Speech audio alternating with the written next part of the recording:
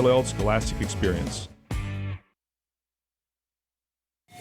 It's time to talk about Middle Tennessee Christian School sports. It's MTCS Cougar Corner, presented by Tennessee Orthopedic Alliance. Each week we sit down with the coaches to recap the latest games and preview what's ahead. It's time to talk about the orange and white on MTCS Cougar Corner, right here on WGNS and Big G TV. Stay tuned, the show is coming up right after this message from our sponsors.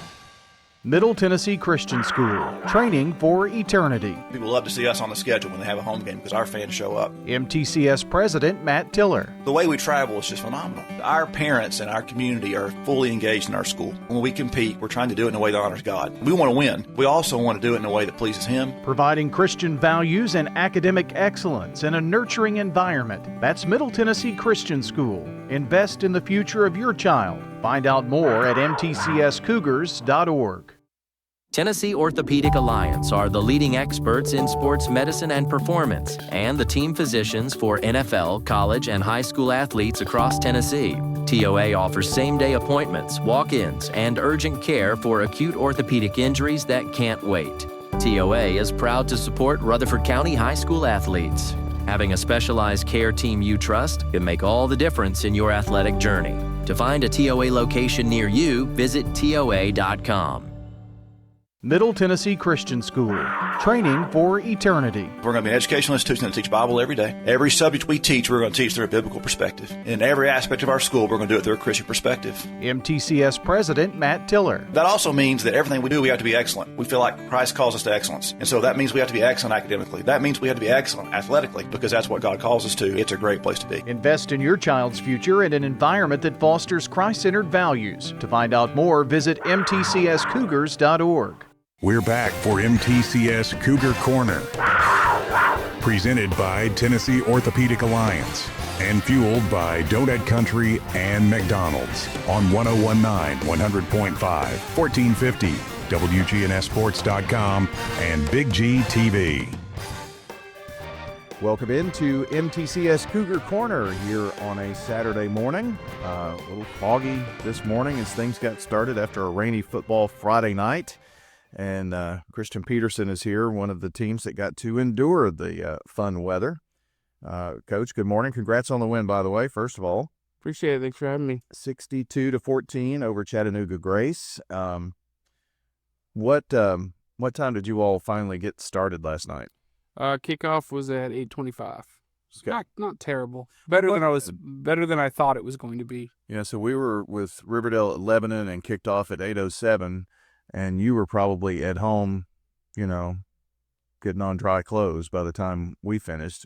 Got home at midnight. Yeah, we were wrapped up and done by 10. Yeah. So played in an hour and a half. Yeah, it was quick. It was a quick one. But I thought at this point of the year though, you get into the playoffs, and I don't care what the weather is. I don't care any of the other stuff. Like, you do all that work during the regular season to earn yourself a home playoff game, and the playoffs it's a whole new season. Everybody's 0-0, and the opportunity to go out and win a game and create that positive momentum going into round two. And I thought our kids handled the delay well. You're always worried. You get a bunch of high school kids, and we lined up to kick off at 7. Like, we had done the coin toss, so we were lined up ready to go. And lightning struck. And so, you go through warm-ups, you line up, you're ready to play, and then you got to go back inside and wait for an hour and a half. And, our kids' energy level was great. Came out ready to go, and, it's easy to look ahead for an opponent that you beat earlier in the year. And, I think our kids understood that, don't waste a week. Make sure you're preparing to try and make a run at this thing. And a team that you handled easily earlier in the year. What kinds of things when that's the opponent and your kids know they've already played them, they're probably not going to be able to play up to your level. You can't also play down to their level too. So there's a happy medium there. But how do you coach your kids up when they kind of know the opponent? We just gotta do the best that we can do. Right, we got to go out and prepare, and we've got to go play to our standard. And again, we talked about it, like, we know who the opponent is, right?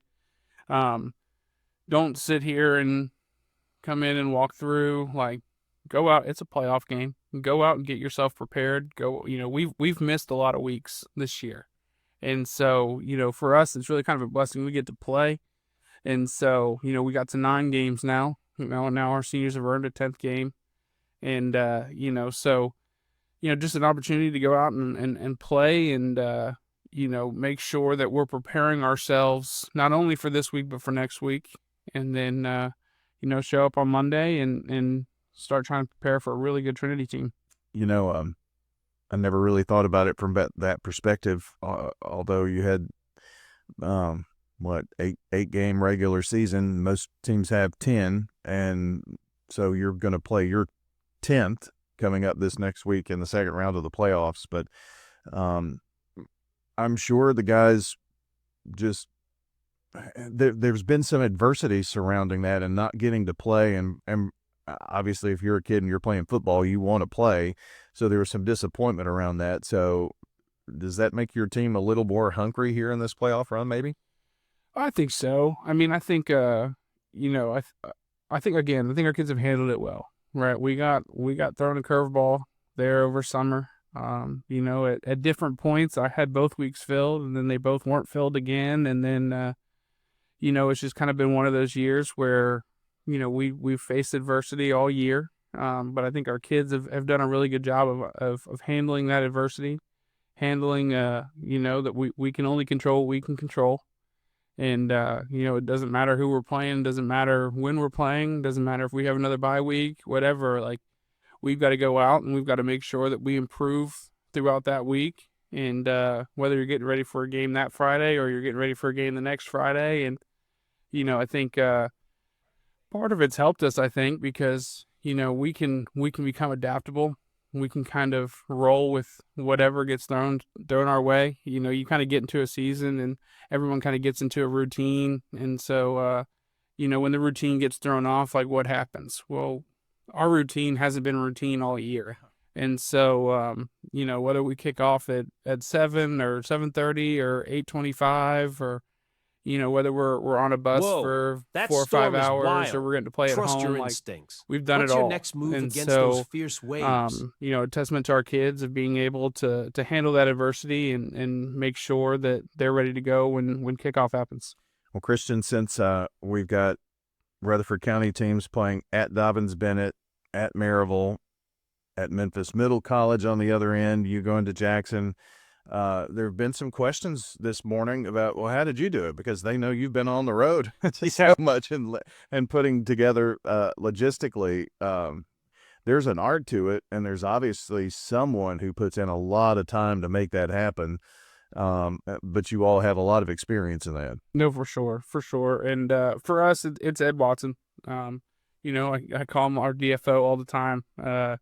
He does a really good job of getting that schedule kind of built out, and making sure we're where we need to be when we need to be there. And we've got Cracker Barrels all over the state that we like to go to, that we know that they'll be able to accommodate us and get us our food and make sure the kids are fed and everything else. And he does a great job. Like, we have our charter bus locked in, we're ready to go. And it's nice having someone on staff that is so good at that scheduling piece, because it's really something that a lot of people don't think about, and all of the moving parts and all of the different pieces that have to fit together perfectly every time you get on the road for a long time. And he does a great job. I tell him all the time, he's got the best job security of anybody. They could fire me tomorrow and the next guy's going to keep Ed, because there's just so much that he does that I don't even know if people really realize the amount of work he puts into MTCS and how beneficial he is to our program. It is so hard to give him credit like that, but you're right. I'm just kidding. He's been so great over the years, and maybe he missed his calling as a travel agent. Yeah. Well, I mean, he does move people for a living. Well, So, he does understand all that logistical side, the whole logistical side of things, and served him well. yeah, absolutely. It is a huge benefit for us, that's for sure. So, everybody wants a quick start with all those things that went on in the game and getting the game started and doing the coin toss and everything. And then all of a sudden, you're banged for a minute. Come back, you have, I guess, a mandatory little warm-up time, right? Before 10 minutes. So if it's over 30-minute delay, like if you get popped once and you come back in 30 minutes, you can have a 5-minute one. Anything over 30 minutes, you got to go for 10 minutes. We did a 10-minute warm-up, and then we finally got to kick off and get started. And didn't look back. Scored with 8 minutes and 40 seconds left in the first. 7:03. 4:21, 2:40, and then 55 seconds left in the first, and you were up 35-0. Great start. Yeah, for sure. Get a kickoff. Defense does a great job getting them off the field, getting our offense on the field. And then, Riley Brown takes the first play for a touchdown. Defense gets the other stop. We were able to come out and score on the first play on the second drive. And then we were able to kind of get rolling there. Marlowe hits the I think it was 40-yard pass for a touchdown on the second drive. And it was, again, I think the thing I'm excited about is, number one, we started fast, we executed well. Mm-hmm. You get into games and you're better, but how you execute matters. And I thought we executed at a high level. And then as the game kind of went on, we had, I think, 8 different people score a touchdown, and so. It was cool on the sidelines to watch our kids celebrate others' success, right? We talk about it all the time. Like, it's about us. It's not about me. And so, when you're able to go through and see, your kids get excited, guys that normally don't get in the game a whole lot, they're getting in, and our bench is up and cheering for them and things like that. Like, that's the exciting stuff. That's the fun stuff. That's what makes high school football so much fun. And, getting to see guys that, again, they might not get the 50 snaps on every Friday night, but they got to go out and play and have fun and, play well. As we rotated guys through, I thought the guys that went in there continued to play at a high level. And, again, I've said it before and I'll say it again. I think the future is very bright at MTCS, and I think we're definitely building in the right direction. If you look at your rushing stats, it is crazy. I've never seen anything like this before. Riley Brown, 2 carries, 85 yards, 2 touchdowns. I'm reading all this correct. So, yep. Nichols, 1 carry, 62 yards, touchdown. Cooper Ewell, 1 carry, 60 yards, touchdown. Trey Ewell, 1 carry, 52 yards, touchdown. Kingston Glover, 5 carries, 56 yards. He had to work a little harder, but a touchdown. And I'm missing one more. Ali had 3 carries, 53 yards, and a touchdown. That's great production, I guess, right? Yeah, for sure. It was fun. Again, I think, and every time they got in, like, we tell our guys, like, even as we get in a game like this, we start rotating. Like, I still expect you to play at a high level. Like, this is your opportunity to go out, play at a high level, go make something happen. And I think, again, it's fun to get all those people in the end zone. When your leading rusher ends up like 7th on the list of rushing yards, it was a pretty good night. Yeah. Both quarterbacks finished 1 of 2 for a touchdown. We got, Riley hadn't had an offensive touchdown yet this year. We were able to get him in the end zone. Trip Houston got his first receiving touchdown last night. We were able to get Cooper and Trey Ewell in the end zone. So we got Kingston, got 2 touchdowns. And so it was fun to see a lot of firsts happen. Those are all guys that are going to play a lot of football for us as we move forward. And so to see them be able to be rewarded for all the hard work they've done this year, it was fun to see. To have this type of success, and we're talking about young kids here, on the high school level, to be able to do that, there's nothing, there's not a better tool to come to work and work hard every day than seeing what you were able to do last night, for instance. For sure. And like we've talked about it, we're so close to turning that corner. And I've told the people this year that we're just good enough to make it weird with just about anybody, and we're just young enough that things can snowball on us a little bit. But I think we're really close to just being really good. And I'm definitely again excited about the future. You start going through that list, and Riley Brown returns, Marlo returns, Cooper and Trey return, Kingston returns, Ali returns, Will returns, Cooper returns. I mean, there's not a guy who had a yard for us that we're gonna lose.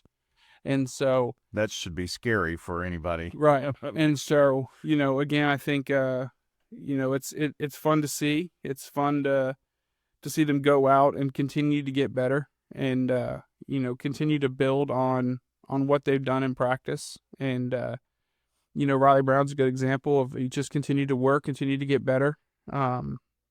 He just plays really hard.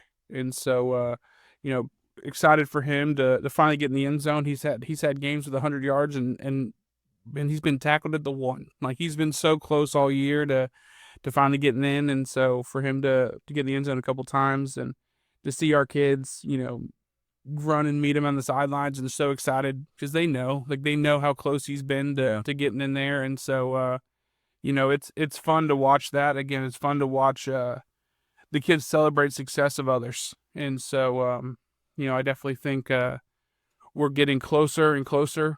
And so, hopefully that light switch comes on this week, and we can go out and try and get a win this week. You get a running clock early on. I guess they don't do that until the second half, though. So ours started in the second quarter. Oh, did it? Yeah. So they went ahead and started in the second quarter. And I think with the delay and everything else, and kind of how the game is going, both sides were like, we're not out there to try and embarrass anybody. Like, we're trying to get out healthy. At that point, the game's over. Like, we don't want to lose anybody to injury. We started at 8:25. They're driving home to Chattanooga.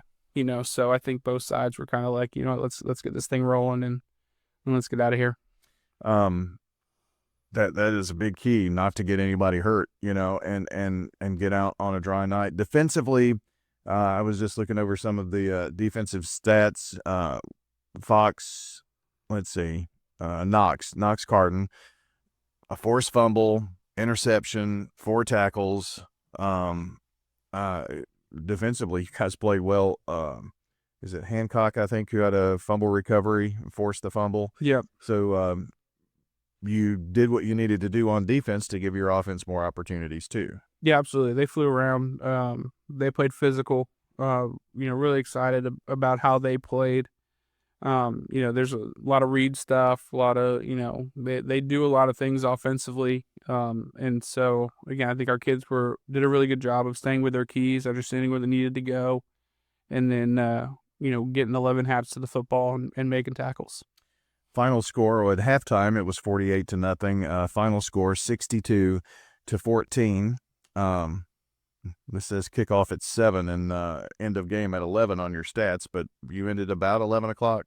It ended up being earlier than that. It was probably about 10, 15. 10:15. You said that earlier now that I think about it, but my brain's a little waterlogged or whatnot. I get it.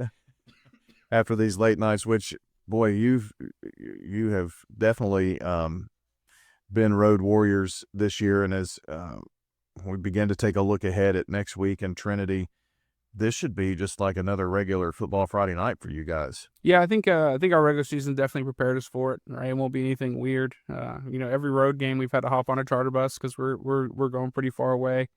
So this will just be another one of those. I think our kids are going to be excited to be able to eat at Cracker Barrel again. They always, like, if we're going on the road, like, they want it to be a couple hours so that we have to stop at Cracker Barrel. Yeah. Right? They don't want the 30-minute road trip. They want to make sure that they're getting the full experience. So what's on the menu at a Cracker Barrel for the kids? So they do a great job. We'll call them ahead of time, and we'll order, we'll say 40 plates, and it'll be grilled chicken, some veggies, things like that. We had to put a limit on the rolls. The first one we went to, they would bring rolls out like candy, and so, like, we had kids just eating tons of rolls. So now we've had to tell them, like, hey, like, let's limit it to 2 things of rolls, but no, it's been good. And again, I think I don't think it's going to be weird for our kids.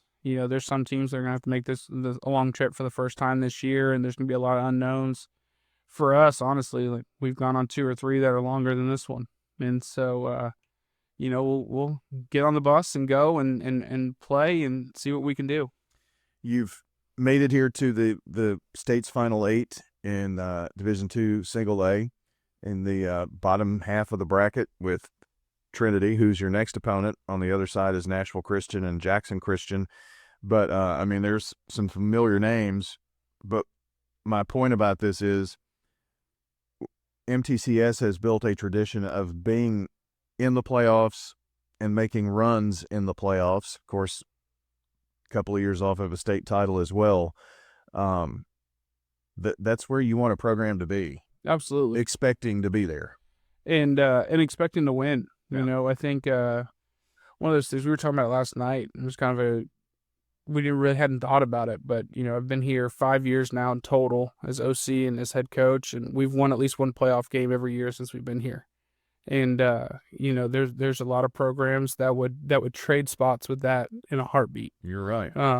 State title or not, to be able to go into the postseason and know that you're going to be good enough to go and compete and try and win some games. And, you get into the postseason, you never know, right? You're going to give yourself a shot. And at this point, it's a 1-game season. The only game that matters to us is MTCS versus Trinity. That's it. Nothing else matters. The rest of the bracket doesn't matter. Because we win this one, then we'll worry about the rest of the bracket. But I think we've you put yourself in a position to be one of the last 8 teams in your classification, right? We're doing something right, and obviously we want to keep winning and keep this thing going. And again, proud of our kids for their effort, proud of them for how they've handled this year, with a lot of question marks throughout the year, but. Again, they've put themselves in position to try and make a run of this thing. Well, you're both 2 seeds, and so if it had been Franklin Christian that you played, you were a 2, they were a 4. Doesn't matter, East, Middle, West.